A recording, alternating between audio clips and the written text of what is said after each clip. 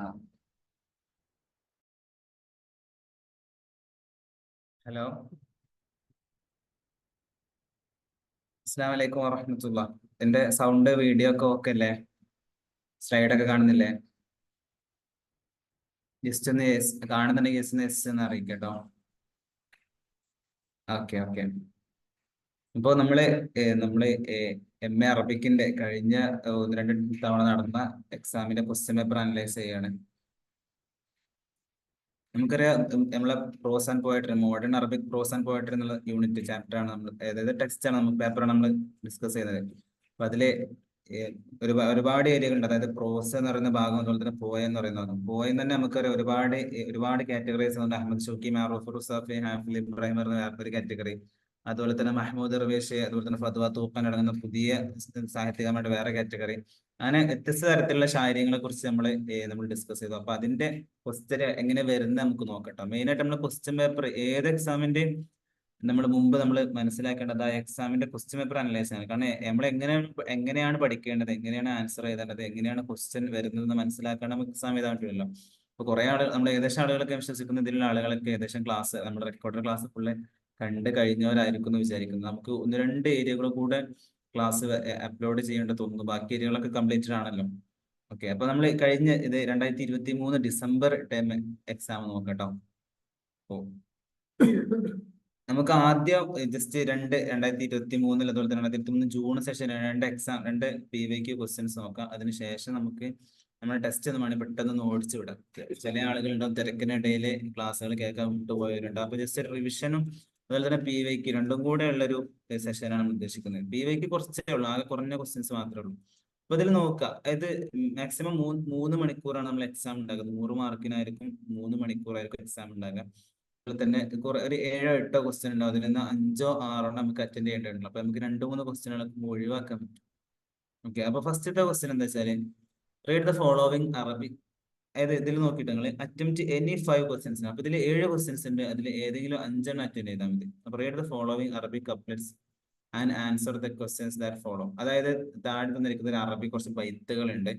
ആ ബൈത്തുകൾ വായിച്ചിട്ട് താഴെയുള്ള ക്വസ്റ്റ്യന്റെ ആൻസർ ചെയ്യാൻ പറയുന്നത്. ഇത് നമുക്ക് റജഅതു നഫ്സി ഫത്തഹംതു ഹസാത്തി വനാദൈതു ഖൗമി ഫഹ്തസബ്തു ഹയാത്തി എന്ന് പറയുന്നത് ഹാഫിൽ ഇബ്രാഹിമിന്റെ ബൈത്താണ്. ഓക്കെ. ഹാഫിൽ ഇബ്രാഹിമിനെ കുറിച്ച് നമുക്ക് മനസ്സിലാക്കേണ്ടതുണ്ട്. അദ്ദേഹത്തിന്റെ, നമുക്കറിയാം, നമ്മുടെ ടെക്സ്റ്റ് ബുക്ക് ഈ ക്വസ്റ്റ്യനുകൾക്ക് മനസ്സിലാവും. നമ്മുടെ ടെക്സ്റ്റ് ബുക്കിൽ തന്നിട്ടുള്ള പ്രോസ് എന്നുള്ള അതുപോലെ തന്നെ പോയം ഈ ഭാഗത്തു നിന്നുള്ള ഉദാഹരണങ്ങൾ വെച്ചിട്ട് മാത്രമേ ക്വസ്റ്റ്യൻ വരുന്നുള്ളൂ. നമുക്ക് പഠിക്കേണ്ടതല്ലാത്ത നമ്മുടെ സിലബസിന് പുറത്തുള്ള ആളുകളെ കുറിച്ചോ അല്ലെങ്കിൽ പുറത്തുള്ള ആളുകളുടെ കവിതകളെ കുറിച്ചിട്ടോ കഥകളെ കുറിച്ചിട്ടോ ഒന്നും ചോദിക്കൂല. നമ്മൾ സാധാ പ്രത്യേകിച്ച് ഇതിന് MA അറബിക്ക് സ്റ്റാർട്ട് ചെയ്തിട്ടുള്ളൂ. അപ്പൊ ഫസ്റ്റത്തെ ഈ 2-3 വർഷമൊക്കെ വളരെ സിമ്പിൾ ആയിട്ടുള്ള ക്വസ്റ്റ്യനുകളാണ് ചോദിക്കുന്നത്. നമ്മൾ സാധാ ടെക്സ്റ്റ് ബുക്കിൽ വായിച്ച് പഠിച്ച ആ ക്വസ്റ്റ്യനെ കുറിച്ച് അതിന്റെ എക്സസൈസുകളിൽ വന്നിട്ടുള്ള സബ് ക്വസ്റ്റ്യൻസുകളൊക്കെ ഉണ്ടാവില്ല. അത് മാത്രമേ ഈ മെയിൻ എക്സാമിന് ചോദിക്കുന്നുള്ളൂ. അത്രയും സിമ്പിൾ ആണ്. നമുക്ക് പഠിച്ച പോലെ ടെക്സ്റ്റ് ബുക്കും ക്ലാസ്സും കറക്റ്റ് പഠിച്ച പോലെ നമുക്ക് 100% മാർക്ക് സ്കോർ ചെയ്യാൻ പറ്റുന്ന ഒരു എക്സാമാണ് പിക്കിന് MA അറബിക്കിൽ വരുന്നത്. അപ്പൊ ഞാൻ ഈ ബൈത്ത് അർത്ഥം നോക്കേണ്ട ആവശ്യം ഉണ്ടാവില്ല, നമുക്ക് ക്ലാസ് അവൈലബിൾ ആയിരിക്കും. അപ്പൊ ഈ ബൈത്ത് ഇങ്ങനെ വായിച്ചിട്ട് ഈ ബൈത്തുമായി ബന്ധപ്പെട്ട ക്വസ്റ്റ്യൻ. അപ്പൊ first mention the name of the famous Arabic poet who has composed it. അതായത് ഈ ബൈത്ത് എഴുതിയിട്ടുള്ള ഫേമസ് ആയിട്ടുള്ള അറബിക് പോയറ്റ് ആരാണെന്ന് ചോദിക്കുന്നത്.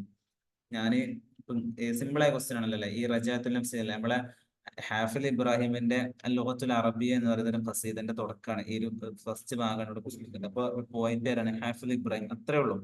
ഓക്കെ. ഇതാണ് ഫസ്റ്റത്തെ ഒരു ക്വസ്റ്റ്യൻ ആയിട്ട് വരുന്നത്. രണ്ടാമതായിട്ട് what is the main topic of the poem. ഈ പോയത്തിന്റെ മെയിൻ ടോപ്പിക്, മെയിൻ തീം എന്താണ്, ആശയം എന്താണെന്ന് ചോദിക്കുന്നത്. അതൊക്കെ നമ്മൾ പറഞ്ഞതാണ്. ഇത് അറബി ഭാഷന്റെ പ്രത്യേകത, അറബി ഭാഷ എന്നൊന്നും നിലനിൽക്കണം, പഴയ കാലത്തെ പ്രൗഢിയോടെ തന്നെ പുതിയ കാലത്ത് നിലനിൽക്കണം എന്നൊക്കെ പറയുന്ന ഒരു ടോപ്പിക്കാണ്. അപ്പൊ അത് നമ്മൾ അറബിയിൽ ഒരു ജുംലാക്കിയിട്ട് എഴുതിയാൽ മതി. ഹാദിഹിൽ ഖസീദത്തു തുർമി അല്ലെങ്കിൽ തുഷീറു ഇല അഹമ്മിയത്തുൽ ലുഗത്തിൽ അറബിയ എന്നൊക്കെ പറയുന്ന ആ തരത്തിലുള്ള ക്വസ്റ്റ്യനുകൾ അങ്ങനെ നമുക്ക് ആൻസർ ചെയ്യാം. സൗണ്ട് ഇല്ല എന്ന് പറയുന്നത് ഒരാൾക്ക് മാത്രമാണോ? എല്ലാവർക്കും സൗണ്ട് പ്രശ്നമുണ്ടോ? ആരും ഒരാൾ സൗണ്ട് ഇല്ല എന്ന് കമന്റ് ചെയ്തു. എല്ലാവർക്കും സൗണ്ടിന്റെ പ്രശ്നം ഉണ്ടെങ്കിൽ എന്ന് കമന്റ് ചെയ്യുക. ആദ്യം സൗണ്ടിന്റെ പ്രശ്നം, അല്ലെങ്കിൽ ഇല്ലാത്തൊരു ഇല്ല എന്ന് പറയട്ടോ. പ്രശ്നം ഇല്ല എന്നുണ്ടെങ്കിൽ ഓക്കെയാണ്. ഓക്കെ. സൗണ്ട് ഇല്ലാത്തൊരു ജസ്റ്റ് റേഞ്ചിൽ പോയിരുന്നാൽ മതി കേട്ടോ. ഓക്കെ. അപ്പൊ കണ്ടോ, ഇത്തരത്തിൽ സിമ്പിൾ ക്വസ്റ്റ്യൻ. അടുത്ത ക്വസ്റ്റ്യൻ നോക്കാം നമുക്ക്. Do you think Arabic is a rich language? Give reasons. അവർ ചോദിക്കുന്നത് അറബിക് എന്ന് പറയുന്നത് ഒരു സമ്പന്നമായ ഭാഷയാണോ? സമ്പന്നം മീൻസ് സാഹിത്യപരമായിട്ട് ഭാഷാപരമായിട്ടൊക്കെ മറ്റുള്ള ലാംഗ്വേജുകളെ വെച്ച് ഒരു റിച്ച് ലാംഗ്വേജ് ആണോ അല്ലെങ്കിൽ സമ്പന്നമായിട്ടുള്ള ലാംഗ്വേജ് ആണോ എന്ന് ചോദിക്കുന്നത്. നമുക്ക് എന്തായാലും പറയാം, നമ്മൾ അറബിക്ക് PG പഠിക്കുന്ന വിദ്യാർത്ഥികളാണ്. നമ്മൾ എന്താ പറയാ, നമ്മള് സ്വാഭാവികമായിട്ട് നമ്മൾ റിച്ച് ലാംഗ്വേജ് ആണ് നമ്മൾ എസ്സേ പറയുള്ളൂ. അതിന്റെ റീസണുകൾ പറയാൻ പോകുന്നുണ്ട്. അറബിക് ലാംഗ്വേജ് എന്തുകൊണ്ടാണ് റിച്ച് ആയതിന്റെ റീസണുകൾ പറയാൻ പോകുന്നുണ്ട്. അത് ഈ ബൈത്തിന്റെ, ഈ റജാഅത്തുൽ നഫ്സി ഫതഹംതു ഹസാത്തി എന്ന് പറയുന്ന ഈ ഹാഫിൽ ഇബ്രാഹിമിന്റെ ഈ ബൈത്തിന്റെ ഷർഹ് നമ്മൾ വായിച്ചാൽ നമുക്ക് എല്ലാം കൃത്യമായിട്ട് കിട്ടും. അപ്പോ നമ്മൾ ആ ഒരു സംഭവം നമ്മൾ എന്താ പറയാ, ടെക്സ്റ്റ് കൃത്യമായിട്ട് വായിക്കാൻ ശ്രമിക്കുക. Okay. പിന്നെ അടുത്ത്, why Arabic language is complaining. അറബിക് ഭാഷ എന്തുകൊണ്ടാണ് എന്തുകൊണ്ടാണ് പരാതി പറയുന്നത് എന്നുള്ള ഈ ഒരു ബൈത്തിൽ ഉണ്ടാവും. ഓക്കെ, ഉണ്ടാവും. വസഅത കിതാബുല്ലാഹി ലഫ്ളൻ വആയതൻ വമാ ലിഖ്തു അൻ ആയിൻ ബിഹി ഇദാദി ഫകൈഫ അലീഖു ലിയൗമ അൻ വസ്ഫി ആലത്തിൻ വതൻസീഖി അസ്മാഇൻ ലിമുഖ്തറആത്തിൻ. അതായത് ഇപ്പൊ എന്തുകൊണ്ടാണ് നമ്മൾ അതുവരെ ഖുർആനിലുള്ള ഒരുപാട് ഇലത്തുകൾ, അതായത് ഒരുപാട് ഉപദേശങ്ങൾ, അതുപോലെ തന്നെ ഖുർആനിലുള്ള എല്ലാത്തിനെയും വിശാലമാക്കിയിരിക്കുന്നത് ഈ അറബി ഭാഷയാണ്. അത് അറബി ഭാഷയിലാണ് ഖുർആൻ ഇറങ്ങിയിട്ടുള്ളത്. അതുകൊണ്ട് തന്നെ ഒരു വിഷയത്തിലും ഖുർആന്റെ എല്ലാ തരത്തിലുള്ള ബലാഗകളും ഫസാഹത്തുകളും ആശയങ്ങളും ജനങ്ങളിലേക്ക് എത്തിക്കാൻ ഒരു കുറവോ ഒന്നുകൊണ്ടും എന്തായിട്ടില്ല, ഈ അറബി ഭാഷയ്ക്ക് ഒരു പ്രയാസം വന്നിട്ടില്ല. അതായത് ഖുർആന്റെ യഥാർത്ഥ ആശയത്തെ യഥാർത്ഥ രൂപത്തിൽ എത്തിക്കാൻ ഉപയോഗിച്ചൊരു വസീലാണ് അറബി ഭാഷ. അപ്പൊ അതുകൊണ്ട് തന്നെ അതിനൊരു കുറവും വന്നിട്ടില്ല. ഫഖൈഫ അലീഖുൽ യൗമ അൻ വസ്ഫി ആലത്ത്. അപ്പൊ ഇന്നത്തെ കാലത്ത്, ആധുനിക കാലത്ത് എന്തുകൊണ്ടാണ് അറബി ഭാഷ ഇങ്ങനെ കുടുസാകുന്നത്, അല്ലെങ്കിൽ എന്താ ലീഖാകുന്നത്, അങ്ങനെ ഒരു ചാൻസും ഇല്ല. അപ്പൊ തൻസീഖ് അസ്മാഇൽ മുഖ്തറാത്ത്, പുതിയ പുതിയ കണ്ടുപിടുത്തങ്ങൾ വരുമ്പോൾ അതിനനുസരിച്ച് അറബിയിൽ അതിന്റെ പേരുകൾ ഉണ്ടാകും. ഓക്കെ, അപ്പൊ അതുകൊണ്ട് അറബി ഭാഷ ഒരു കുഴപ്പമില്ല എന്നൊക്കെ പറയുന്നുണ്ട്. പക്ഷെ ഈ ബൈത്തിന്റെ അവസാനത്തിൽ എന്താണ്ട് കവി കുറച്ച് അറബി ഭാഷന്റെ കംപ്ലൈന്റുകൾ, പരാതി പറയുന്നുണ്ട്. ഇന്നത്തെ ആളുകളെ എന്താണ് അറബി ഭാഷ പഴയ രൂപത്തിൽ എന്തെങ്കിലും പരിഗണിക്കുന്നില്ല, അല്ലെങ്കിൽ അത്തരത്തിലുള്ള കുറച്ച് അറബി ഭാഷ എന്താണ്ട് സംസാരിക്കുന്ന പോലുള്ള കവിതകളാണല്ലോ. അപ്പൊ അറബി ഭാഷ കുറച്ച് പരാതികൾ പറയുന്നുണ്ട് അറബി ഭാഷന്റെ ഇപ്പോഴത്തെ ആധുനിക കാലത്തെ അവസ്ഥകളെ കുറിച്ചിട്ട്. അപ്പൊ അതെന്താണെന്ന് ചോദിക്കുന്നത്, എന്തുകൊണ്ടാണ് അങ്ങനെ പരാതി പറയാനുള്ള കാരണം എന്നാണ് ചോദിക്കുന്നത്. ഓക്കെ, അപ്പൊ ഇത് 4 സെറ്റ്, ഇത് ഒരു ക്വസ്റ്റ്യൻ ആട്ടോ. ഓക്കെ, പിന്നെ discuss briefly in the light of the above point. അതായത് ഇതിന്റെ ബാക്കിയാണ്, 4ാമത്തെ ക്വസ്റ്റിന്റെ ബാക്കിയാണ്. അതായത് എന്തുകൊണ്ടാണ് അറബി ഭാഷ ഇങ്ങനെ പരാതി പറയുന്നത്, അത് ഷോർട്ട് ആക്കിയിട്ട് മുകളിൽ തന്നിരിക്കുന്ന ഈ പോയത്തിന്റെ വെളിച്ചത്തിൽ, അല്ലെങ്കിൽ ഈ കവിതയുടെ വെളിച്ചത്തിൽ നമ്മൾ ഇതിന് ഷോർട്ടായിട്ട് വളരെ ചുരുക്കത്തിൽ എന്താണ് അറബി ഭാഷ എന്തുകൊണ്ടാണ് പരാതി പറയുന്നത്, കംപ്ലൈന്റ് ചെയ്യുന്നതെന്ന് ചോദിക്കുന്നത്. ഓക്കെ, അപ്പൊ നമുക്ക് പറയാൻ എന്താണ്, ഖുർആൻ അവതരിപ്പിച്ചത് അറബിയിലാണ്. അപ്പൊ ഖുർആന്റെ എല്ലാ ആശയങ്ങളെയും ജനങ്ങളിലേക്ക് എത്തിക്കാൻ അറബി ഭാഷക്ക് ഒരു പ്രയാസം വന്നിട്ടില്ല. അപ്പൊ എങ്ങനെയാണ് ആധുനിക കാലത്ത് പുതിയ പുതിയ മുഖ്തറാത്തുകൾ, പുതിയ പുതിയ ഇന്നോവേഷൻസ് ഒക്കെ വരുമ്പോൾ അതിന് ഓരോ പേരുകൾ കണ്ടെത്തുക, അതിന്റെ ഇസ്തിലാഹുകളെ കണ്ടെത്തുക എന്നുള്ളതിൽ അറബിയിൽ ഒരു പ്രയാസമില്ല എന്നുള്ളതാണ് അറബി പറയുന്നത്, അറബി ഭാഷ പറയുന്നത്. ഓക്കെ, അതുകൊണ്ട് നമ്മൾ അറബിയിൽ നമ്മളെ ഭാഷയിൽ എഴുതിയാൽ മതി. അടുത്തായിട്ട് മെയിൻ ക്വസ്റ്റ്യൻ. അപ്പൊ ഇത് ഒരു ക്വസ്റ്റ്യൻ, ഒന്നാമത്തെ ക്വസ്റ്റ്യന്റെ സബ് ക്വസ്റ്റ്യൻസ് ആയിട്ടുള്ള 4 ക്വസ്റ്റ്യൻസ് വന്നു. ഇനി നമുക്ക് രണ്ടാമത്തെ ക്വസ്റ്റ്യനിലേക്ക് വരാം. Write an essay on the development of Arabic drama. നമുക്ക് അൽ മസ്രഹിയ, അറബി മസ്രഹിയ എന്ന് പറയുന്നത് മാറൂൻ നഖാശി, തൗഫീഖുൽ ഹക്കീം, ഇവരെ കുറിച്ചൊക്കെ നമ്മൾ പഠിച്ച്. അപ്പൊ മസ്രഹിയയുടെ ഒരു ചരിത്രം, അതിന്റെ ഒരു തത്തവ്വുർ എന്ന് പറയുന്നതിന് ഒരു എസ്സേ ഇതാണ് പറയുന്നത്. അപ്പൊ മസ്രഹിയന്റെ തുടക്കം മക്കാമാത്തുകളിലുണ്ട് എന്നൊക്കെ പറയുന്ന കുറെ സംഭവങ്ങളും പറഞ്ഞിട്ടുണ്ട്. അതുപോലെ തന്നെ യൂറോപ്പിൽ എന്തായിട്ട് മസ്രഹിയകൾ തുടങ്ങി എത്രയോ നൂറ്റാണ്ടുകൾക്ക് മുമ്പ് BC-യിലൊക്കെ, അതായത് എന്താ പറയാ, ക്രിസ്തു വർഷത്തിനൊക്കെ മുമ്പ് തന്നെ ഇതിന് ചെറിയ ശ്രമങ്ങളൊക്കെ, മസ്രഹിയുടെ ചെറിയ രൂപങ്ങളൊക്കെ ഉണ്ടായിട്ടുണ്ട്. പിന്നെ എന്താ ആധുനിക അറബ് അല്ലെങ്കിൽ ഇപ്പോഴത്തെ അറബ് സാഹിത്യത്തിലുള്ള മക്കാമത്തുകൾ എന്നൊരു ഉദാഹരണമുണ്ട്. അപ്പൊ ഇതിനുശേഷം യൂറോപ്പിൽ നടന്ന മസ്രഹിയകളെ സ്വാഭാവികമായിട്ട് അറബിയിലേക്ക് എന്താ പറയുക കടന്നു വന്നു. അങ്ങനെയാണ് ഇപ്പോ കാണുന്ന രൂപത്തിലുള്ള മസ്രഹിയകൾ ഉണ്ടാവുന്നത്. അപ്പൊ ഒരു തത്തവൂറിന്റെ ഒരു വിശാലമായിട്ടുള്ള ഒരു ചർച്ച നമ്മുടെ ടെക്സ്റ്റ് ബുക്കിൽ പറഞ്ഞിട്ടുണ്ട്. അതിന്റെ ക്ലാസ് ഡീറ്റെയിൽ ആയിട്ട് നമ്മൾ എടുത്ത ക്ലാസ്സിൽ വന്നിട്ടുണ്ട്. അപ്പൊ അതൊന്ന് വായിച്ചാൽ മതി. അപ്പൊ എല്ലാം ബേസിക് ആയിട്ടുള്ള സിമ്പിൾ ആയിട്ടുള്ള ക്വസ്റ്റ്യനുകൾ മാത്രമേ വരുന്നത്. ഇനി മൂന്നാമത്തെ question, discuss the origin and development of literary movement in Arabic. അറബി സാഹിത്യത്തില് ഒരുപാട് ലിറ്റററി സാഹിത്യ മൂവ്മെന്റുകൾ ഉണ്ടായിട്ടുണ്ട്. ഓക്കെ, അതായത് നമുക്കറിയാം അദബുൽ മഹ്ജർ, അതുപോലെ തന്നെ റാബിത്തുൽ ഖലമിയ, അഷ്ബത്തുൽ ഉന്ദുലുസിയ, അങ്ങനത്തെ കുറെ സംഭവങ്ങൾ ഉണ്ടല്ലോ. അതിന്റെ ഒരു ഡെവലപ്മെന്റ്, അതായത് അദബുൽ മഹ്ജറുമായി ബന്ധപ്പെട്ട സംഭവങ്ങളാണ് എന്നൊക്കെ പറയുന്നത് ലിറ്റററി മൂവ്മെന്റ് എന്ന് പറയുന്നത്. റാബിത്തുൽ ഖലമിയ, മദ്രസത്തു ദീവാന്, അതുപോലെ തന്നെ അഷ്ബത്തുൽ ഉന്ദുലുസിയ, ഈ സംഭവങ്ങളൊക്കെയാണ് എന്താണ് ലിറ്റററി മൂവ്മെന്റ്സ് എന്ന് പറയുന്നത്. ഓക്കെ, അപ്പൊ അതിനെ കുറിച്ചൊരു ചെറിയൊരു അതിന്റെ ഒറിജിൻ, അതിന്റെ ഒരു ഡെവലപ്മെന്റ്, അത് എങ്ങനെയാണ് ഉത്ഭവിച്ചത്, അതെങ്ങനെയാണ് വളർന്നു വന്നത് എന്നതിനെ കുറിച്ച് ചോദിക്കുന്നുണ്ട്.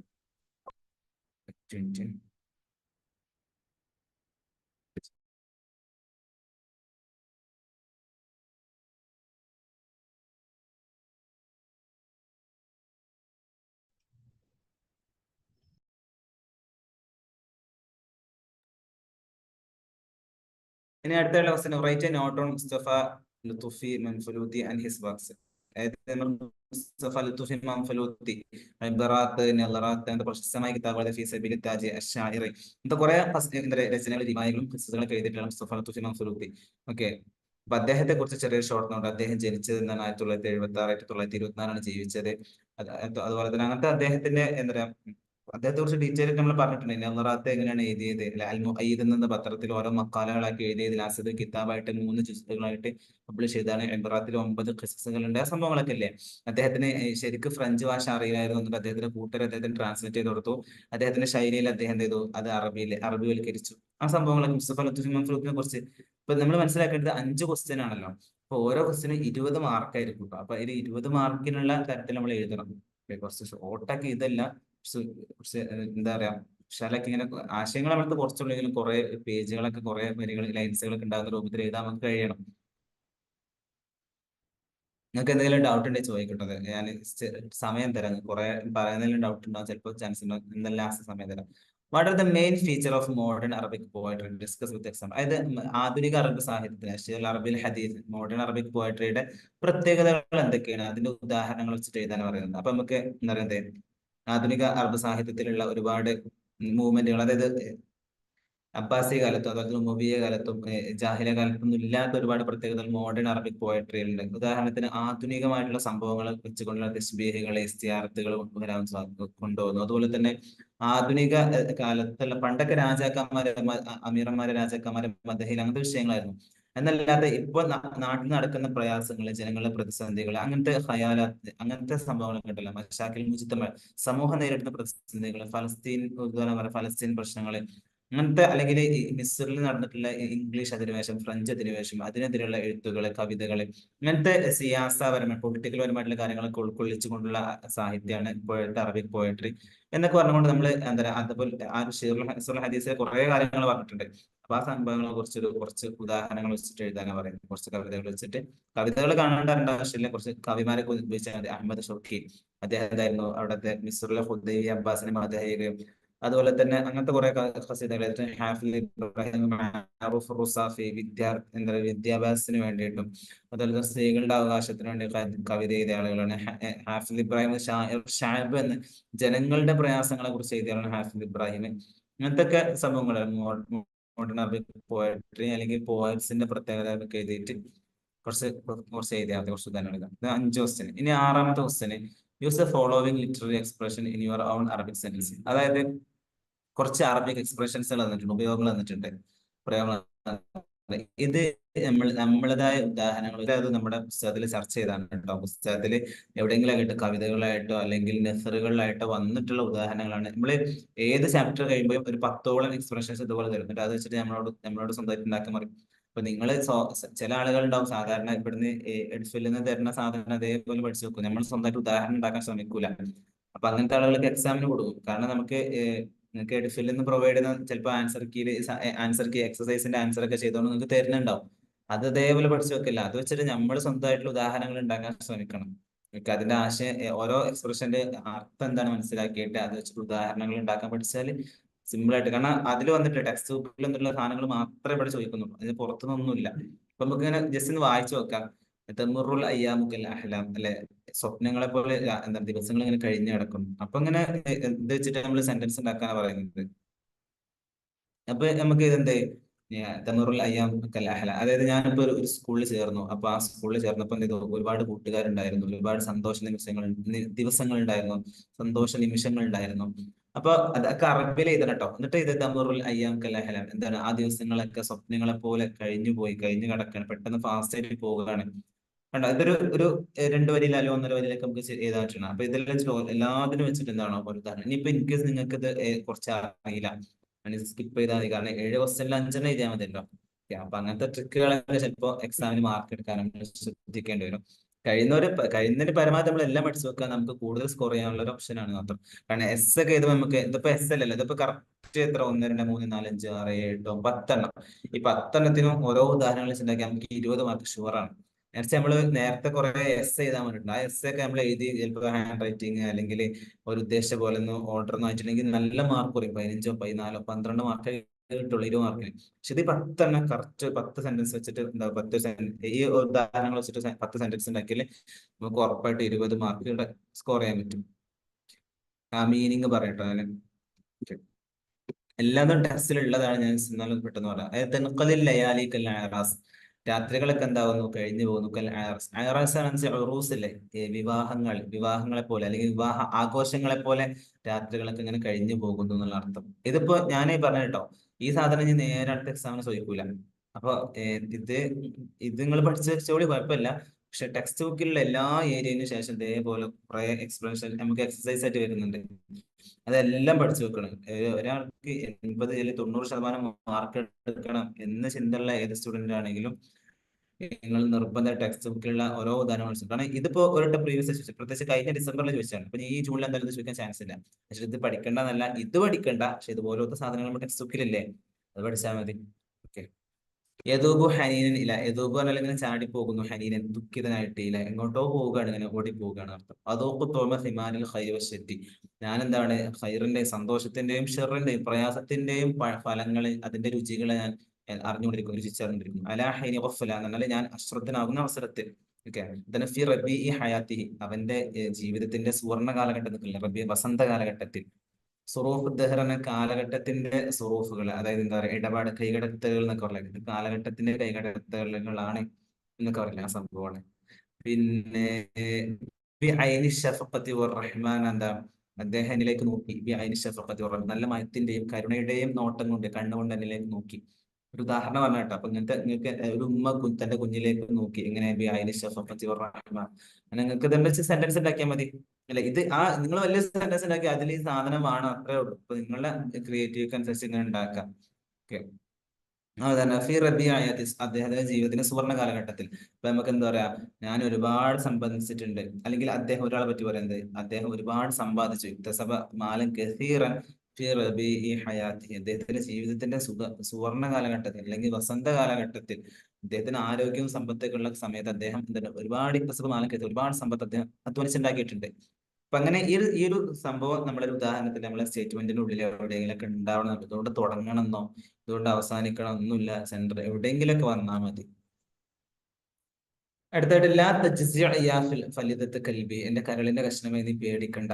അപ്പൊ ഒരു ഉമ്മ തന്റെ കുട്ടികൾ, ഇപ്പൊ നമ്മളെ ആ ഒരു അർമിലത്ത് എന്ന് പറയുന്ന കഥയിലുള്ള സംഭവമാണല്ലോ അതെ. നല്ല ഇടിയും മഴയൊക്കെ വെട്ടുമ്പോ ഒരു ഉമ്മയും ഒരു വിധവയായ സ്ത്രീയും തന്റെ കുട്ടി മാത്രമല്ല, ആ കുട്ടി പേടിച്ചപ്പോ കുട്ടി പിടിച്ചുകൊണ്ട് ഉമ്മ പറഞ്ഞ വാക്കാണ്, മോനെ പേടിക്കണ്ട, എന്റെ കരളിന്റെ കഷ്ണമേ നീ പേടിക്കണ്ട. അപ്പൊ നമുക്ക് ഒരു ഉദാഹരണം പറയാം. ഒരു ഉദാഹരണത്തിൽ ഇപ്പൊ സെന്റൻസ് ആയി പ്രയോഗിക്കൽ എങ്ങനെ, കാലൽ വാലിദു ലിബ്നിഹി, ഉമ്മ എന്താ അല്ലെങ്കിൽ പിതാവ് മകനോട് പറഞ്ഞു, അല്ലെങ്കിൽ കാലൽ മുദരിസു എന്താ ടീച്ചർ എന്ന് പറഞ്ഞു, അല്ലെങ്കിൽ കാലൽ മുഅല്ലിമു ലിത്വാലിബി വിദ്യാർത്ഥിയോട് പറഞ്ഞു, ഹീനമാ ഖാഫ കുട്ടി പേടിച്ച അവസരത്തിൽ എന്ത് പറഞ്ഞു, ലാ തജ്സിഅ യാ ഫിൽദത്ത കൽബിനെ കരളിന്റെ കഷ്ണമനി പേടിക്കണം എന്ന് പറഞ്ഞു. ഉണ്ടോ? അപ്പൊ ഈ സംഭവം ഒരു സെന്റൻസിൽ ഒരു സാഹചര്യത്തിൽ നമ്മൾ ഉപയോഗിക്കുക എന്നത് ഉദ്ദേശമുള്ളൂ. ഇതുകൊണ്ടൊക്കെ ഉദ്ദേശിക്കുന്നത് നമ്മുടെ ലോകത്ത് ഡെവലപ്പ് ചെയ്യാന്നുള്ള കേട്ടോ. അപ്പൊ ഇത് പഠിച്ചൊരാളെ സംബന്ധിച്ചിടത്തോളം അദ്ദേഹത്തിന് അറബി നല്ല ഉഷാറാക്കാൻ കഴിയും. അപ്പൊ അത് എക്സാമിന് നല്ല പുറത്തല്ല, നമ്മുടെ അറബിക് ഫീൽഡിൽ നമുക്ക് തിളങ്ങാനൊക്കെ നല്ലൊരു അവസരമാണ് ഈ സംഭവങ്ങളെ കുറിച്ച് ഉദാഹരണങ്ങളൊക്കെ ഉണ്ടാക്കി പഠിക്കാൻ എന്നുള്ളത്. അത് അഫ്ഖലന്നോമു അജ്ഫാനി, എന്താ ഉറക്കം ഭാരമാക്കി അജ്ഫാനി, എന്റെ കൺപോളകളെ. അത് എനിക്ക് എന്റെ കണ്ണിൽ നല്ല ഉറക്കം കൂടി വന്നിട്ടുണ്ട് എന്നർത്ഥം. ഉദാഹരണം പറയുന്നത്, ഞാൻ രാത്രി ഇങ്ങനെ കുറെ സമയം പഠിക്കാൻ വേണ്ടിയിരുന്നു. ആ സമയത്ത് ഖദ് അഫ്ഖലന്നോ മുഅജ്ഫാനി, ഉറക്കം എന്റെ കൺപോളകളെ ഭാരമാക്കി, അതിനെ എന്ത് ചെയ്തു, താഴ്ത്തി, അല്ലെങ്കിൽ അതിനെ ഉറക്കി കളഞ്ഞു എന്നാണ്, ശരീരത്തിന് ഉറക്കം വന്നു എന്നർത്ഥം. ഒരു പ്രയോഗമാണ് ഖദ് അഫ്ഖലന്നോ മുഅജ്ഫാനി. നമുക്ക് ഉപയോഗിക്കാം. നമ്മളെ ഒരു അറബികളൊക്കെ സംസാരിക്കുമ്പോൾ എനിക്ക് നല്ല ഉറക്കം വരുന്നുണ്ടെന്ന് ഖദ് യുസ്ഖിലുന്നോ മുഅജ്ഫാനി എന്ന് പറഞ്ഞാൽ മതി, എന്റെ കൺപോളകളെ നന്നായിട്ട് എന്താവുന്നു, ഭാരമാക്കുന്നു, അല്ലെങ്കിൽ എനിക്ക് ഉറക്കം വരുന്നു എന്ന പ്രയോഗമാണ് യഥാർത്ഥ. അപ്പോ കണ്ടോ 10 എക്സ്പ്രഷനുകൾ, ഇത് നമ്മൾ എന്താ ഒരു സെന്റൻസുകളാക്കി ഉപയോഗിക്കാനാ പറയുന്നത്. സിമ്പിൾ ആണെന്ന് വിചാരിക്കുന്നു. അടുത്തായിട്ട് ഒരു വലിയൊരു എസ് ഏതാണുള്ളത്, നമ്മൾ വായിച്ചു. യത്ഫിൽ അബ്ഖരിയു ഫി ഖിലാലി ഉംദിൻ വാഹിദിൻ അഅ്മാറ അജ്യാലിൻ സബഖത്തുഹു. ഒരു അബ്ഖരി എന്ന് പറയുന്നത് നിപുണനായ നല്ല കഴിവുള്ള പ്രഗത്ഭനായ ഒരു വ്യക്തി എന്ന് പറയുന്നത്, അദ്ദേഹത്തിന്റെ ഒരൊറ്റ ആയുസ് കൊണ്ട് അദ്ദേഹം അതിനൊക്കെ അദ്ദേഹം യത്വി എന്ന് പറയുന്നത് ഉൾക്കൊള്ളിക്കുന്നു. അഅ്മാറ അജ്യാലിൻ സബഖത്തു, അദ്ദേഹത്തിന്റെ മുൻകടന്നു പോയ ഒരുപാട് സമൂഹങ്ങളുടെ ആയുസ്സുകൾ അദ്ദേഹം ഒറ്റ ജീവിതത്തിൽ ചുറ്റുകൂട്ടുക. അതായത് ഒരു നല്ല നിപുണനായ നല്ല സാമർത്ഥ്യമുള്ള ഒരാളാണെന്നുണ്ടെങ്കിൽ അദ്ദേഹത്തിന് മുൻപ് ജീവിച്ചു കഴിഞ്ഞ ഒരുപാട് ആളുകളുടെ ഒരുപാട് കാലത്തെ അധ്വാനങ്ങളായിരിക്കും ആ ഒരൊറ്റ ആളുടെ ജീവിതം കൊണ്ട് അദ്ദേഹം ചെയ്തു തീർക്കുക. ഉദാഹരണം ത്വാഹ ഹുസൈൻ, അക്കാദ് ഇവരൊക്കെ എന്ന് പറഞ്ഞാൽ ഒരുപാട് നൂറുകണക്കിന് മനുഷ്യന്മാര് അവരുടെ ആയുസ് ചെലവഴിച്ച കാര്യങ്ങളൊക്കെ ഇവരൊറ്റ ഒരൊറ്റ ആയുസ് കൊണ്ട് ഇവരൊക്കെ ചെയ്തു തീർക്കുന്നത്. അതന്നെ അതാണ് അബക്കരി എന്ന് പറഞ്ഞാല് ഒരു എന്താ പറയുക ലെജൻഡ് എന്നൊക്കെ നമുക്ക് പറയുകയാണെങ്കിൽ അങ്ങനത്തെ ആളുകളൊക്കെ ഒരുപാട് ആളുകൾ ചെയ്യുന്ന കാര്യങ്ങൾ എന്താ ഒരൊറ്റ ആൾ ചെയ്യുന്നു. അജ്യാലിൻ റാഹത്തുഹു അതുപോലെ തന്നെ അദ്ദേഹം ജീവിച്ചുകൊണ്ടിരിക്കുന്ന ജീവിതം അതുപോലെ തന്നെ അജ്യാലിൻ അദ്ദേഹത്തിന് ശേഷം വരാൻ പോകുന്ന ജനറേഷനുകൾ തലമുറകൾ അവരൊക്കെ ഒരുപാട് വർഷം എടുത്ത് ചെയ്യുന്ന ഒരുപാട് ഉംറകൾ ചെയ്യുന്ന കാര്യങ്ങൾ അദ്ദേഹത്തിന്റെ ഒരൊറ്റ ആയുസ് കൊണ്ട് അദ്ദേഹം ചെയ്തു തീർക്കുന്നു. ഫയമൂത്തു ലിയഹ്യ അദ്ദേഹം മരിക്കും ലിയഹ്യ ബാക്കിയുള്ളവർ ജീവിക്കാൻ വേണ്ടിയിട്ട് വയഹ്യ വയറുഹു ലിയമൂത്ത് അതുപോലെ തന്നെ മറ്റുള്ളവരെന്താവും ജീവിക്കും ലിയമൂത്ത് അവരെന്തായാലും മരിക്കാൻ വേണ്ടിയിട്ട്. ഓക്കെ, അപ്പൊ അവര് മരിക്കുന്നത് ജീവിക്കാൻ വേണ്ടിയിട്ടാണ്, മറ്റുള്ളവർ ജീവിക്കുന്നത് മരിക്കാൻ വേണ്ടിയിട്ടാണ്. അല്ലെ, അതല്ല ഒരു സാമർത്ഥ്യനായ അല്ലെങ്കിൽ ഒരു ലെജൻഡായ വ്യക്തി എന്ന് പറയുന്നത് അദ്ദേഹം മരിച്ചാലും അദ്ദേഹത്തിന്റെ കൃതികളിലൂടെ ലിയാഹിയ അദ്ദേഹം ജീവിച്ചുകൊണ്ടിരിക്കും. ഹൗസനൊക്കെ നമ്മൾ ഇപ്പോഴും ഓർക്കുകയാണ്, കാരണം അദ്ദേഹത്തിന്റെ രചനകൾ നമ്മുടെ കയ്യിലുണ്ട്. പക്ഷെ യഹ്യ വൈറുഹു ബാക്കിയുള്ള ആളുകളൊക്കെ ജീവിക്കുന്നത് ഒരു സാമർത്ഥ്യമുള്ള ഒരാളല്ലാത്ത ബാക്കിയുള്ള സാധാരണക്കാർ ജീവിക്കുന്നത് എന്തിനു വേണ്ടിയിട്ടാണ്? ലിയമൂത്ത് മരിക്കാൻ വേണ്ടിയിട്ടാണ്. അപ്പൊ ഒരു അബക്കരിയും എല്ലാത്തൊരു വ്യത്യാസം മനസ്സിലാണ്. എന്നാൽ അബക്കരി എന്ന് പറയുന്നത് ഒരു നിപുണനായ സാമർത്ഥ്യനായ ഒരാൾ എന്ന് പറയുന്നത് അദ്ദേഹം ഒരുപാട് തലമുറകളുടെ ഹൃദയത്തിൽ ജീവിച്ചു കൊണ്ടേയിരിക്കും. ഉദാഹരണം നമുക്ക് നോക്കാം, ഒരുപാട് ജാഹിദിനെ കുറിച്ച് അതുപോലെ തന്നെ ഒരുപാട് സാഹിത്യം, ഇപ്പോൾ നമ്മുടെ ഒരു ഫീൽഡ് സാഹിത്യങ്ങളൊക്കെ ഞാൻ പറയട്ടെ, ജാഹിദിനെ കുറിച്ച് അല്ലെങ്കിൽ ഖാദി ഫാദിലിനെ കുറിച്ച് ഇവരെ കുറിച്ചൊക്കെ നമ്മൾ ഇപ്പോഴും നൂറ്റാണ്ടുകൾ കഴിഞ്ഞിട്ട് നമ്മൾ അവരെ ഇപ്പോഴും ഓർക്കുകയാണ്. കാരണം എന്താ, അവര് ഒരുപാട് ആയുസ്സുകൾ ചെയ്തു തീർക്കാൻ പറ്റുന്ന കാര്യങ്ങൾ അവരുടെ ജീവിതത്തിൽ ചെയ്തു തീർത്തിട്ടുണ്ട്. അപ്പൊ ഇതാണ് നമ്മുടെ ക്വസ്റ്റ്യൻ. ഇനിയിപ്പോ എന്താ ക്വസ്റ്റ്യൻ എന്താ എന്ന് വായിച്ചു നോക്കാം. In the light of the above statement explain clearly how A literary genius leaves an everlasting impact on the minds of the people. അതായത് ഒരു ലിറ്റററി ജീനിയസ് എന്ന് പറയുന്ന ഒരു എന്താ പറയുക പ്രഗത്ഭനായ സാഹിത്യകാരൻ അദ്ദേഹം എന്താവുന്നത് ഒരുപാട് impact on the minds of the people, ജനങ്ങളുടെ ഹൃദയത്തിൽ അദ്ദേഹത്തിന്റെ ഇമ്പാക്റ്റുകൾ അദ്ദേഹത്തിന്റെ സ്വാധീനങ്ങൾ എന്തൊക്കെയാണ്? അതിന്റെ എവർലാസ്റ്റിംഗ് ഇമ്പാക്ട് ആണ്, അതായത് ഒരുപാട് അവസാനിക്കാത്ത ഇമ്പാക്റ്റുകൾ സ്വാധീനങ്ങൾ ചെലുത്താൻ കഴിയുന്നതാണ്. അപ്പൊ നമ്മുടെ ഭാവനക്കനുസരിച്ച് ഉണ്ടാക്കി എഴുതിയാൽ മതി. ഒരു കവിയാകട്ടെ, ഒരു നല്ല എഴുത്തുകാരനാകട്ടെ, ഒരു കിതാബിന്റെ രചയിതാവട്ടെ, അദ്ദേഹത്തിന്റെ രചനകളിലൂടെ ഒരുപാട് നൂറ്റാണ്ടുകൾക്ക് ശേഷമുള്ള ആളുകൾക്കും ഒരുപാട് വിജ്ഞാനങ്ങൾ കൈമാറാൻ സാധിക്കും. അതുപോലെ തന്നെ ഒരുപാട് ആശയങ്ങൾ കൈമാറാൻ സാധിക്കും. അവർ ജീവിച്ചു കൊണ്ടിരിക്കുന്ന തലമുറയെ കുറിച്ചുള്ള കഥകൾ പിൽക്കാലത്തെ സമൂഹത്തിലേക്ക് എത്തിക്കാൻ കഴിയും. അങ്ങനെ ഒരുപാട് സംഭവം. അപ്പൊ ജാഹിദിനെ കുറിച്ച് നമ്മൾ എത്ര വർഷങ്ങൾക്ക് മുമ്പ് മരിച്ച ആളാണെങ്കിൽ നമ്മൾ ഓർക്കുന്നു.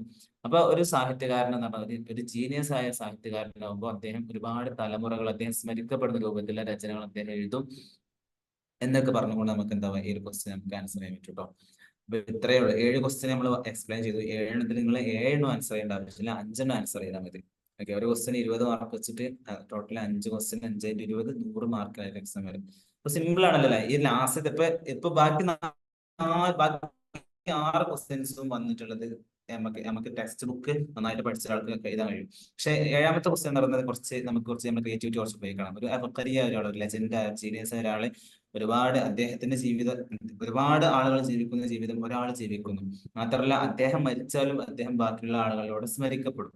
അപ്പൊ ഇതിനെ കുറിച്ച് നമ്മളൊരു എക്സ്പ്ലനേഷൻ ചെയ്യാനാണ് പറയുന്നത്, ഒരു എസ് ചെയ്താണ് പറയുന്നത്. അപ്പൊ നമ്മള് കഴിവിനനുസരിച്ച് എഴുതാൻ കഴിയില്ലെങ്കിൽ ബാക്കിയുള്ള 6 ക്വസ്റ്റ്യനുകൾ ഏതെങ്കിലും 5 അറ്റൻഡ് ചെയ്താൽ മതി. ഓക്കെ, അപ്പൊ ഇതാണ് നമ്മുടെ 2023 ഡിസംബറിൽ നടന്നിട്ടുള്ള എക്സാം. ഇതിലെന്തെങ്കിലുമൊക്കെ ഡൗട്ട് ഉണ്ടാവും? ഇതില് നല്ല പറഞ്ഞതിൽ നല്ല എന്തെങ്കിലും വേറെ എന്തെങ്കിലുമൊക്കെ ഇതുമായി ബന്ധപ്പെട്ടിട്ടുള്ള എന്തെങ്കിലും ഡൗട്ട്സ് ഉണ്ടെങ്കിൽ ചോദിക്കാം. അല്ലെങ്കിൽ നമുക്ക് ഒരു ക്വസ്റ്റ്യനും കൂടെ ഉണ്ട്, ഒരു ക്വസ്റ്റ്യൻ പേപ്പറും കൂടെ ഉണ്ട്.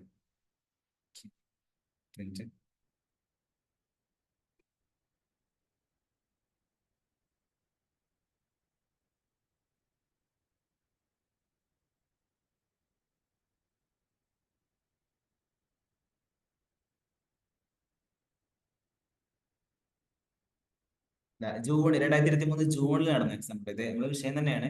2023 ജൂണിലെ എക്സാം എങ്ങനെ വന്ന് നമുക്ക് നോക്കാം. എക്സാം അതേപോലെ തന്നെ 7 ക്വസ്റ്റ്യനിൽ 5 അറ്റൻഡ് ചെയ്യാനുള്ളത്. ഫസ്റ്റ് ക്വസ്റ്റ്യൻ എന്താ?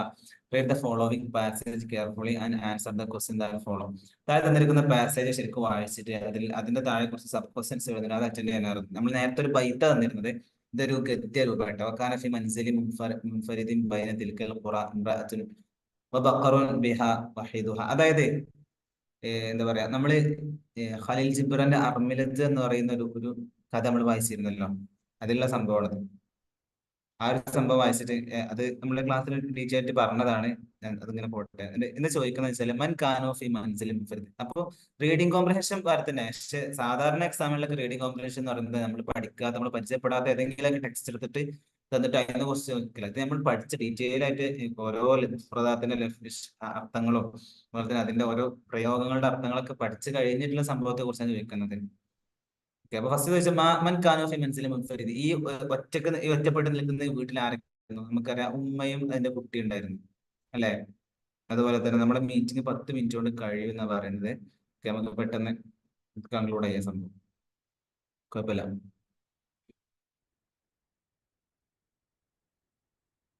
രണ്ടാമത്തെ ക്വസ്റ്റ്യൻ എന്താ?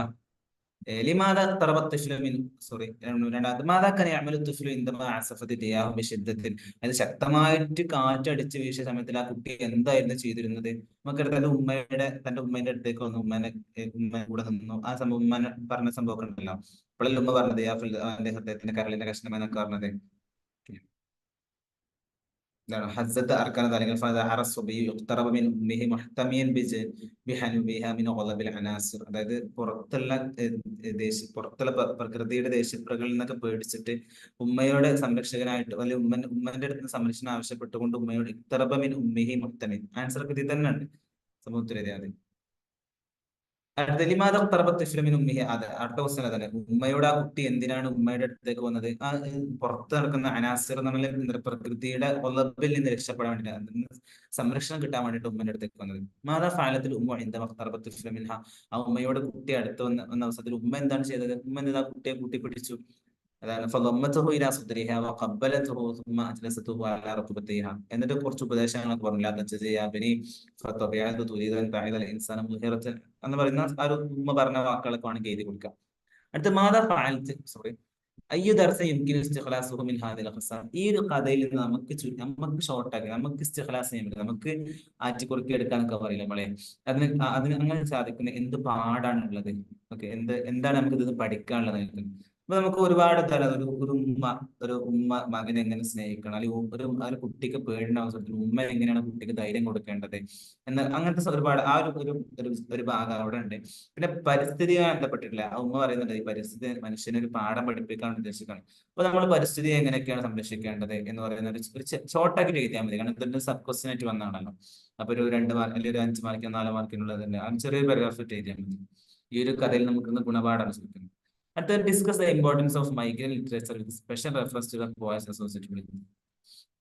അതായത് മൈഗ്രൻ ലിറ്ററേച്ചർ, അദബുൽ മഹ്ജർ എന്ന് പറയുന്ന ഒരു ഭാഗം, അതിന്റെ ഇമ്പോർട്ടൻസ് അത് നമുക്കറിയാം. സിറിയയിൽ നിന്നും ലബനാനിൽ നിന്നൊക്കെ ആ ഒരു കാലഘട്ടത്തിൽ പട്ടിണിയും പ്രയാസങ്ങളും കാരണത്തിൽ നോർത്ത് അമേരിക്കയിലേക്കോ സൗത്ത് അമേരിക്കയിലേക്കൊക്കെ പോയി വന്നിട്ടുള്ള ആളുകളെ അവരെന്ത് ചെയ്തു? സാഹിത്യകാരന്മാർ അവിടെ അമേരിക്കയിലും ബ്രസീലിലൊക്കെ സംഘടനകൾ ഉണ്ടാക്കി. എന്നെ with special reference to the poets associated with. അങ്ങനെ ഈ മൈഗ്രൻ ലിറ്ററേച്ചറുമായി ബന്ധപ്പെട്ട് വന്നിരിക്കുന്ന ശായരികളുണ്ട്. ഈ ഇലിയ ബുമാലി ചിബ്രാനി അങ്ങനെ ശായരികൾ, ഇവരെ കുറച്ചും കൂടെ ജസ്റ്റ് ഒന്ന് മെൻഷൻ ചെയ്തുകൊണ്ട് ഒരു എസ് ചെയ്താണ് പറയുന്നത്. ഓക്കെ, അടുത്തായിട്ട് trace the origin and development of Arabic drama. നേരത്തെ ചോദിച്ച് അല്ല, ഇത് നോക്കി നിങ്ങള് ഇതേ ക്വസ്റ്റ്യൻ, ഈ മൂന്നാമത്തെ ക്വസ്റ്റ്യൻ തന്നെയാണ് അടുത്ത ഡിസംബർ സെഷനും ചോദിച്ചിട്ടുള്ളത്.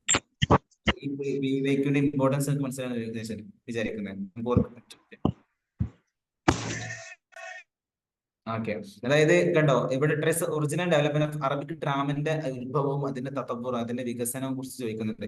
ഇതേ ക്വസ്റ്റ്യൻ തന്നെ നമ്മൾ പിറ്റത്തെ എക്സാം 2023 ജൂൺ ആണ്, 2023 ഡിസംബർ ഇതേ ക്വസ്റ്റ്യൻ വെച്ചിട്ടുണ്ട്. അപ്പൊ ഇത് നോക്കിപ്പോയി ഇത് പഠിച്ച ഒരാൾക്ക് മികച്ചിടത്തോളം ആ എക്സാം എഴുതാൻ പറ്റും. അപ്പൊ PYQ ക്വസ്റ്റ്യന്റെ ഇമ്പോർട്ടൻസ് നമുക്ക് മനസ്സിലായിട്ടാണ് വിചാരിക്കുന്നത്.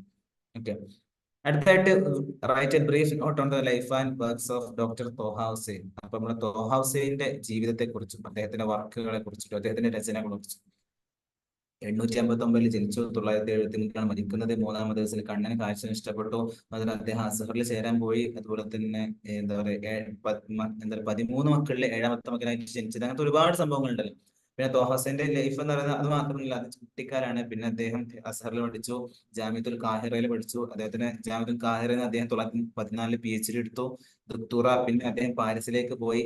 എന്തായാലും അവിടുന്ന് പാരീസിൽ നിന്ന് ഇബ്നു ഖൽദൂനെ കുറിച്ചുള്ള വിഷയത്തിൽ PhD എടുത്തു. അങ്ങനത്തെ അദ്ദേഹത്തിന്റെ ജീവിതം. പിന്നെ അദ്ദേഹത്തിന്റെ രചനകൾ നമ്മൾ പഠിച്ച തന്നെ ഉണ്ട്. അയ്യാം എന്ന് പറഞ്ഞ അദ്ദേഹത്തിന്റെ ഓട്ടോബയോഗ്രഫി ഉണ്ട്. അങ്ങനത്തെ സംഭവങ്ങളൊക്കെ ഉണ്ടല്ലോ. മുസ്തഖ്ബിൽ സഖാഫത്ത് മിസ്ർ, ഹവാമിഷ് അലാ ദഫ്തർ സിറ, അങ്ങനത്തെ കുറെ സംഭവങ്ങൾ, അദ്ദേഹത്തിന് കുറച്ച് വർക്കുകൾ കിതാബുകൾ കൂടെ എഴുതി കൊടുക്കാം. ഓക്കെ, അത് കിട്ടുമെന്ന് വിചാരിക്കാം. നമ്മൾ തുടക്കത്തിലുള്ള ഭാഗമാണ്, എല്ലാവരും പഠിച്ചിട്ടുണ്ടാവും തോഹാസിനെ കുറിച്ചിട്ട്. ഒരു 20 മാർക്കിന് എഴുതാൻ നമുക്ക് സിമ്പിൾ അല്ലേ. അടുത്തായിട്ട് describe the emergence of realism in അറബി സാഹിത്യത്തിൽ റിയലിസം വാഖഇയ്യ എന്ന് പറയുന്ന സംഭവം അത് എങ്ങനെയാണ് രൂപപ്പെട്ടത്, അല്ലെങ്കിൽ അത് ഉഷാറായി വരാനുള്ള കാരണം പറയുന്നത്. അത് കുറച്ച് ടൈറ്റ് ആയിട്ടുള്ള ക്വസ്റ്റൻ അല്ല, ഇതിനെ കുറിച്ച് ഡീറ്റെയിൽ ആയിട്ട് സംഭവങ്ങൾ ടെക്സ്റ്റ് ബുക്കിൽ കൊടുത്തിട്ടില്ല.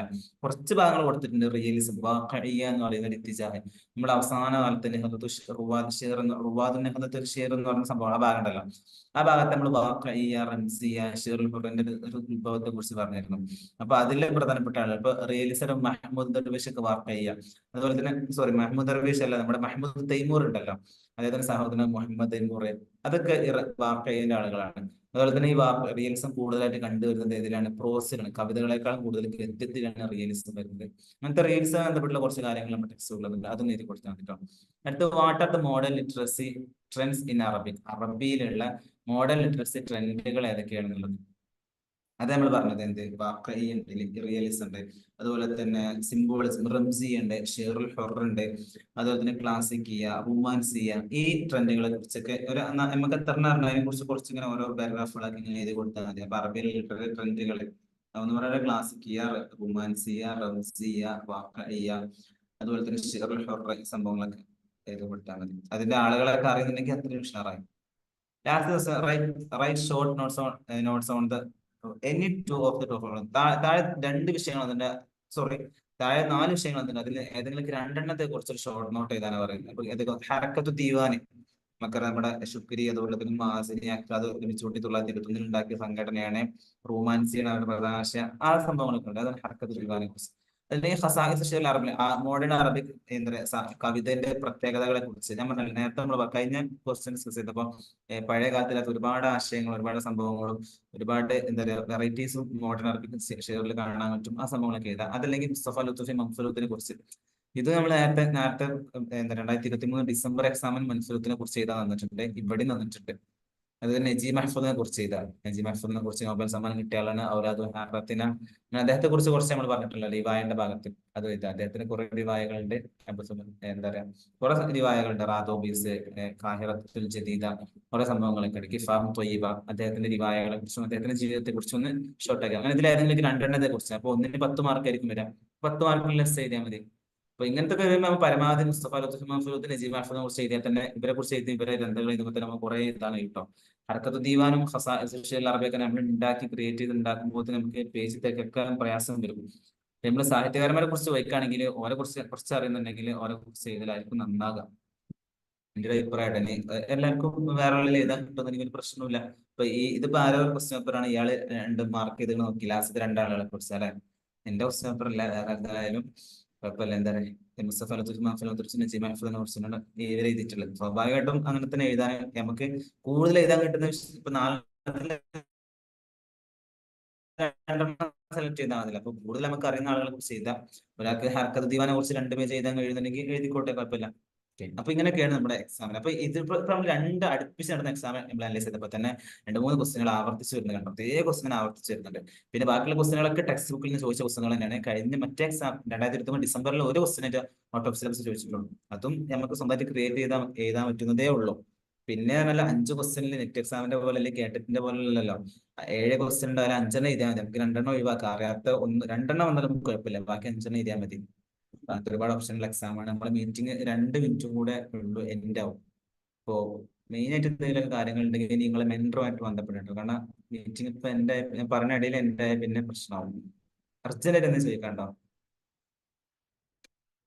ഇല്ലെങ്കിൽ നമുക്ക് ഇവിടെ വൈൻഡപ്പ് ചെയ്യാട്ടോ.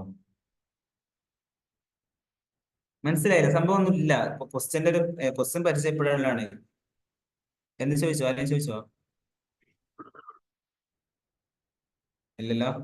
ഓക്കെ, അപ്പൊ സംഭവം തന്നെ ക്വസ്റ്റ്യൻ പരിചയപ്പെടാനുള്ളതാണ് നമ്മള് ലക്ഷ്യമാക്കണല്ലോ. ഇങ്ങനെയൊക്കെ ക്വസ്റ്റ്യൻ വരും, അപ്പൊ നമ്മൾ ടെക്സ്റ്റ് ബുക്ക് മാത്രം പഠിച്ചു പോയ കാര്യം ഉണ്ടോ, പ്രീവിയസ് ക്വസ്റ്റ്യൻ നോക്കിയിട്ട് കാര്യം ഉണ്ടോ എന്നൊക്കെ സംശയം ഉണ്ടല്ലോ. ആ സംശയമൊക്കെ ഇപ്പൊ തീരുമാനമായില്ലേ. ടെക്സ്റ്റ് ബുക്കും ക്ലാസ്സിലും എക്സസൈസും ടോട്ടലി എത്ര ക്വസ്റ്റ്യൻസ് ഉണ്ടെന്ന 7 ക്വസ്റ്റ്യൻ. അതെ, 7 ക്വസ്റ്റ്യൻ ഒരു 5 അറ്റൻഡ് ചെയ്താൽ മതി. ഒരു ക്വസ്റ്റ്യൻ 20 മാർക്ക് വെച്ചിട്ട് 5-20 100 മാർക്കായി. ഇനി എന്തെങ്കിലും ഇമ്പോർട്ടന്റ് പെട്ടെന്ന് ചോദിക്കാം, ഇനി 1 മിനിറ്റ് കൂടെ സമയമുണ്ട് നിങ്ങൾ ചോദിക്കാൻ. ഇത് ഇപ്പൊ ലൈവായിട്ട് ചോദിക്കാൻ 1 മിനിറ്റ് കേട്ടോ. നിങ്ങൾ ക്ലാസ് ആയിട്ട് നിങ്ങൾക്ക് നിങ്ങളെ മെന്ററുമായിട്ട് കോൺടാക്ട് ചെയ്തിട്ട് ചോദിച്ച് എപ്പോഴും ഡൗട്ട് ചോദിക്കുക, പ്രശ്നമില്ല. ഇപ്പൊ എന്താ അർജന്റ് ചോദിക്കാൻ? 20 മാർക്കിന് എത്ര പേജ് എഴുതണം? ഓക്കെ, ഒരു 20 മാർക്കിന് 2 പേജൊക്കെ രണ്ട് പുറം, ഒരു പുറം അപ്പുറം എഴുതിയാലും ഏകദേശം മിനിമം അത്ര എഴുതണം. പിന്നെ അതിന് കൂടെ എഴുതാം, അതിന് കൂടുതൽ എക്സ്ട്രാ എഴുതാം. പക്ഷെ കാരണം 20 മാർക്ക് 2 പേജ് എഴുതിയാൽ 2 പുറം ടോട്ടൽ നമുക്ക് 5 ക്വസ്റ്റ്യൻ ആകുമ്പോൾ നമ്മൾ 10 പുറം എഴുതണ്ടേ. അപ്പോ 2 പേജ് എന്തല്ലോ